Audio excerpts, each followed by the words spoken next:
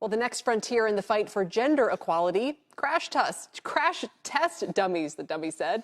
For decades, government crash tests have relied on male dummies to represent women, even though men and women have different physical builds. Newer female versions are available, but it's not required to use them in crash tests. But some safety experts say the impact of using female crash test dummies could be life-saving. Here's NBC's Tom Costello.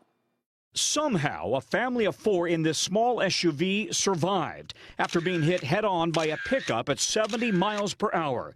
But Hannah Shank and her 10-year-old daughter Myra suffered neck, spinal, and severe abdominal trauma. We had similar injuries. Our lower intestines had been completely destroyed by the seatbelts. And they had to do emergency surgery to save our lives. Hannah also suffered a brain injury, while her husband and son's injuries were less severe.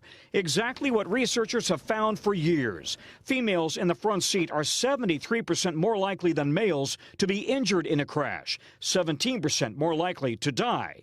Since the 1980s, the government crash tests that give out those 5-star ratings have relied on smaller male dummies to represent females, even though women and girls are often more petite with less muscle mass. New high-tech female dummies have been available for years, but the government doesn't require them. This is the old female crash test dummy used for decades. This is the new high-tech version, much more anatomically correct. From the legs, the pelvis, up into the spine, the neck, and the head. 150 sensors, including a soft abdomen to detect any seatbelt injuries. The closer you are to the dashboard, the higher the risk of injury, and that, particularly for women, might be a factor. Chris O'Connor runs Humanetics, the biggest maker of crash test dummies. The biggest injury is in the lower legs.